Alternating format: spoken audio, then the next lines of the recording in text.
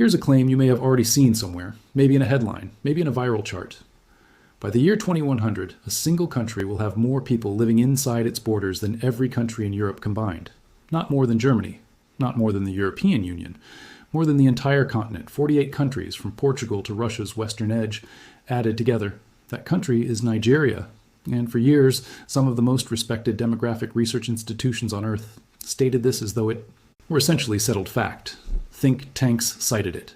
Business publications built entire feature stories around it. Population researchers presented it at conferences as a defining fact about the century ahead, the kind of statistic meant to reframe how you think about where global power, markets, and influence are actually headed. Here's the question that should stop you before you accept that. Is it still true?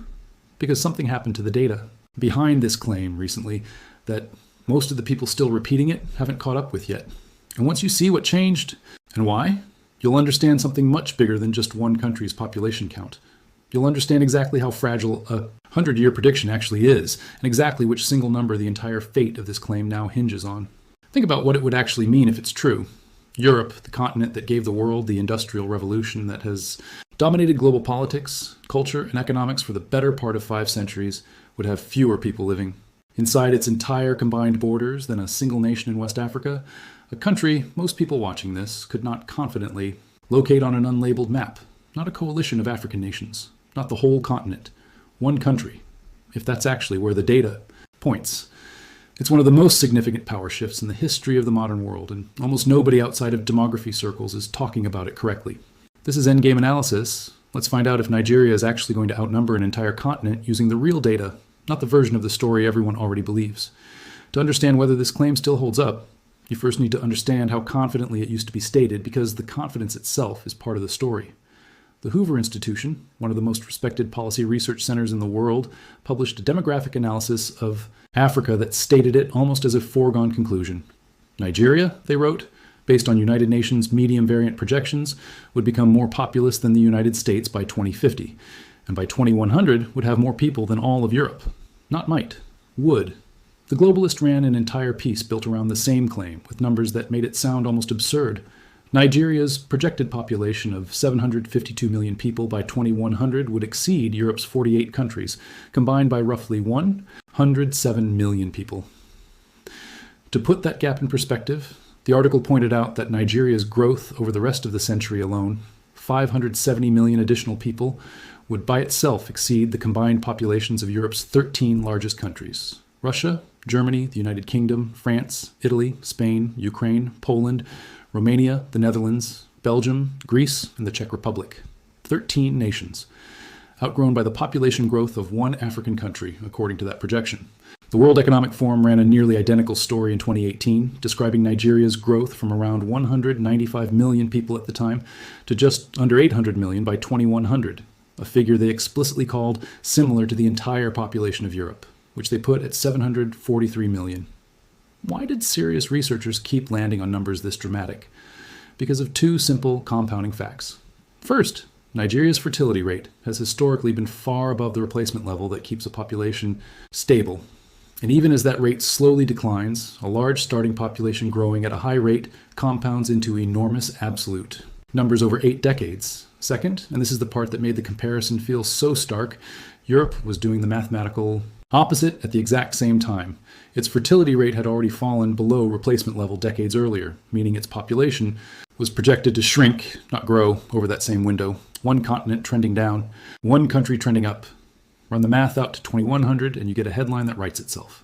It's worth pausing on just how large Nigeria already is today, because that's the base the older projections were compounding from. Nigeria's current population sits at roughly 220 to 230 million people, already the 7th largest country on Earth, already larger than every country in Europe except Russia. It didn't need explosive growth to become a demographic heavyweight, it already was one. What the older projections were describing was what happens when a country that size keeps compounding at a high growth rate for another 75 years, uninterrupted. Lagos alone, Nigeria's largest city, is already one of the fastest growing urban areas on the planet, with UN Habitat projections suggesting it could become one of the largest cities in the world by mid-century, a single metropolitan area potentially larger than entire mid-sized European nations. To put Nigeria's current scale in perspective one more way, its population today is already larger than the combined Populations of Germany and France, Europe's two largest economies, put together with room to spare. For years, that headline held up because nobody had strong reason to doubt the underlying projections. Then the United Nations updated its numbers. In 2024, the United Nations Population Division released its latest World Population Prospects, the newest, most current version of the same data set that had produced every one of those earlier headlines. And when demographic researchers ran Nigeria's 2100 population through the updated model, the number that came out was not 752 million, it was not 800 million, it was approximately 477 million. Read that gap again. The 2024 revision cut Nigeria's projected 2100 population by roughly 300 million people, compared to the earlier estimates that built the entire bigger than Europe narrative. Under this newest data, Nigeria is still projected to become the world's fourth most populous country by 2100, which is genuinely remarkable on its own. But 477 million is a fundamentally different number than 752 million, and it changes the entire comparison this video's title is built around. Because here's what happened to Europe's number in that same time period. Under the UN's 2024 medium variant projection, Europe's population is expected to decline from about 744 million people in 2025 to roughly 592 million by 2100. Still a serious decline, nearly a 20% drop over 75 years, but 592 million is comfortably larger than Nigeria's newly revised 477 million. Sit with that for a second, because it's the actual twist at the center of this whole story. Under the current, most up-to-date, best available United Nations data, Nigeria alone does not clearly exceed the population of all of Europe by 2100. It falls short by roughly 115 million people. The claim that multiple respected institutions stated as near certain fact just a few years ago is, under the newest numbers, no longer clearly true. So what actually changed? Not politics, not methodology bias, the underlying assumption about how fast Nigerian fertility would decline. The earlier UN revisions, from around 2017 through 2019, assumed sub-Saharan Africa's fertility rates, Nigeria's included, would decline relatively slowly over the coming decades, staying elevated for longer. Newer demographic and health surveys conducted across the region showed fertility actually falling faster than those older models had assumed, particularly as urbanization accelerates, girls' education expands, and access to contraception improves in Nigerian cities.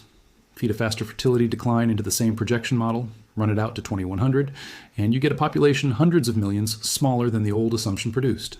The country isn't shrinking, it's simply not going to grow as explosively as the older data assumed. To put some texture on that shift, consider what's actually driving it on the ground. Nigeria's fertility rate has historically hovered in the range of 5 to 6 children per woman nationally, but that number masks an enormous internal divide. Urban Nigerian women, particularly in Lagos and other major cities, already have fertility rates dramatically lower than their rural counterparts, in some surveys approaching 3 children per woman, or even lower in the wealthiest urban districts, as Nigeria continues urbanizing, and demographers project the country's urban share of the population will keep climbing sharply through mid-century. More of the national population shifts into exactly the demographic segment that already has lower fertility. That's the mechanism driving the downward revision. It's not a single policy change or a single new law. It's millions of individual family decisions, compounding city by city, showing up years later in a completely different national projection. This is the part almost nobody talks about when population projections get turned into viral headlines. A 100-year demographic forecast isn't a fixed prophecy. It's a snapshot of the best available assumptions at one moment in time, and those assumptions get revised, sometimes dramatically, as new data comes in. The 2024 revision didn't just update Nigeria's number, it quietly undermined one of the most repeated demographic headlines of the last decade, and it did so without a single news cycle, dedicated to correcting the record because a widely repeated statistic just got quietly revised is not, on its own, a story anyone rushes to cover.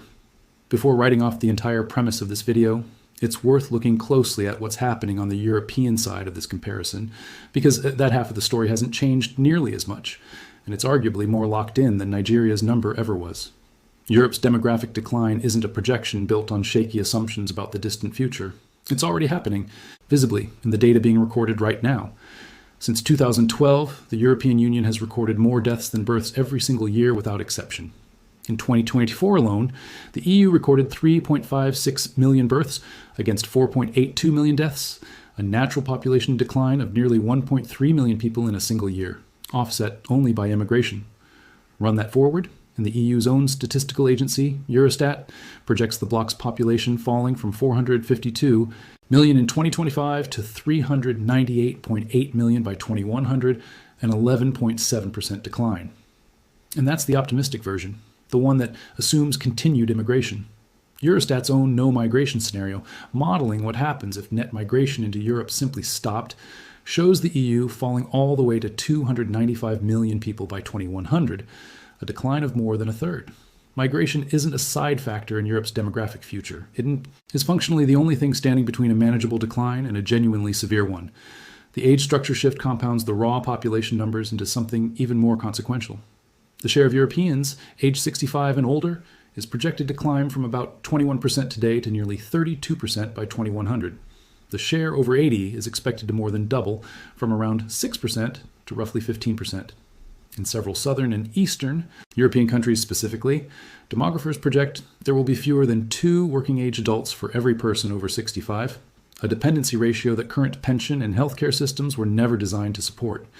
And the country-by-country picture makes clear this isn't uniform decline. It's steep in specific, familiar places. Germany, still projected to remain the EU's largest country by population, falls from 83.6 million in 2025 to 74.7 million by 2100. Poland loses close to 19 million people. Italy loses nearly 24 million. Russia and Ukraine together are projected to lose 40 million people between them, a combined decline larger than the entire current population of Poland. Only a small handful of European countries, the UK and France among them, are projected to actually grow by 2100, almost entirely because they're expected to keep attracting more immigration than the continental average. The UN's own analysis found only 7 European countries total will have a larger population in 2100 than they did in 2025. It's worth being precise about what this decline does and doesn't mean, because population decline and collapse get used interchangeably in a lot of coverage, and they're not the same thing. A 20% reduction over 75 years, spread gradually, is not a sudden catastrophe on the scale of a war or a pandemic. Countries with slowly shrinking populations don't simply cease to function. What changes is the underlying economic math. Fewer working-age taxpayers supporting a larger retired population, slower growth in consumer demand, and, in many cases, greater reliance on automation and on immigration to fill labor gaps that a shrinking domestic birth rate can no longer cover. Several analysts studying this transition describe it less as a collapse and more as a fundamental restructuring of what a stable, developed economy looks like when it's no longer built around a growing population, something Europe, and eventually much of East Asia, is going to have to figure out essentially in real time, without a historical precedent to copy from, because no major economic region has ever gone through sustained population decline of this scale during peacetime before. Here's where the story gets genuinely interesting again, because narrowing the comparison to Nigeria versus Europe was always somewhat arbitrary. Nigeria isn't the only country on the African continent still growing rapidly, and once you widen the frame even slightly, the original claim's spirit, if not its exact wording, comes roaring back. Consider the Democratic Republic of Congo. Older UN projections had DRC's population climbing from around 84 million to as many as 379 million by 2100, a more than 4-fold increase. Even under more conservative updated assumptions, DRC remains one of the fastest growing large populations on the planet. Put Nigeria's newly revised 477 million alongside DRC's projected population, and the combined total comfortably exceeds Europe's 592 million all over again, without needing a single other country. Zoom out further to the whole African continent, and the pattern becomes unambiguous. 7 African nations are projected to rank among the world's 15 most populous countries by 2100. Africa is the only major world region still expected to be growing in population by the end of this century, full stop, while essentially every other region, Europe, East Asia, and increasingly even parts of the Americas, is either flat or declining. 10 African countries, Angola, Burundi, DR Congo, Malawi, Mali, Niger, Somalia, Uganda, Tanzania, and Zambia, are each projected to grow by a factor of at least 5 between now and 2100. It's worth naming a few of those individual trajectories, because the scale involved is genuinely difficult to picture in the abstract. Niger, currently home to around 26 million people, one of the least densely populated countries on Earth, is projected under UN medium variant modeling to approach 70 million by mid-century alone, with continued growth beyond that. Angola is projected to climb toward 76 million. Tanzania, with a population around 67 million today, is projected by some models to reach roughly 300 million by 2100, a more than fourfold increase in a single lifetime. None of these are small or marginal economies destined to stay peripheral to the global picture. These are populations, in aggregate, larger than the entire population of the United States today, emerging within the lifetimes of people currently watching this video. There's a demographic detail underlying all of this that's worth understanding on its own, because it explains why Africa's growth looks so different from the growth patterns that built today's largest economies. Population density across much of the continent remains remarkably low by global standards. Angola and Somalia both sit at roughly 24 people per square kilometer today. Tanzania is at 65. The Democratic Republic of Congo, despite its enormous projected population growth, sits at just 37. Even Nigeria itself, already the continent's most populous country, has a population density of only 215 people per square kilometer, comparable to countries like France, nowhere near the density levels of Bangladesh or the Netherlands. In other words, this isn't a story about countries running out of physical room. It's a story about historically underpopulated regions, catching up to global population density norms at exactly the same moment older, denser regions like Europe are moving in the opposite direction. And some individual pieces of the original claim are still fully intact, even under the newest data. Nigeria overtaking the United States to become the world's third most populous country by around 2050 remains consistent across essentially every version of the UN's projections, old and new. That milestone isn't in dispute. What's in dispute is the much bigger, more dramatic claim about exceeding an entire continent by century's end, and that one now depends entirely on exactly how you draw the comparison. One country versus one continent, or one region's fastest growing nations combined versus another region's aging total. If you take nothing else from this video, take this. The fate of this claim, whether Nigeria alone ever actually outnumbers all of Europe, comes down to a single demographic variable that is still genuinely uncertain. How fast Nigeria's fertility rate continues to fall over the next several decades. If Nigeria's fertility decline slows down or stalls at a level meaningfully above replacement, the population trajectory bends back upward toward those older, more dramatic 700 million plus projections. If the recent acceleration in fertility decline, the one that already cut roughly 300 million people off the 2100 estimate in a single UN revision cycle, continues or even speeds up further, Nigeria's eventual population could land lower still, making the original, bigger than Europe, claim even less likely to hold at the single country level. This is precisely why demographers keep publishing new revisions every few years, instead of treating any single 100-year projection as final. Population forecasting isn't like predicting an eclipse, where the underlying physics is fixed and the math simply plays out. It's closer to compound interest on a variable rate. Small changes in the fertility assumption, applied across 75 years and hundreds of millions of people, produce enormous swings in the final number. A country's future population size isn't a fact waiting to be discovered. It's a moving target that shifts every time better data on how fast fertility is actually changing becomes available. To make that sensitivity concrete, consider what a difference of even half a child per woman does when compounded across 3 generations. A country holding steady at 4 children per woman roughly doubles its population every generation, assuming stable mortality. The same country falling to 3.5 children per woman slows that doubling meaningfully. Drop it to 2.5, close to replacement level, and population growth flattens out almost entirely within a couple of generations. Nigeria's current national fertility rate sits somewhere in the mid-4s by most recent estimates, already down substantially from levels above 6 just a few decades ago.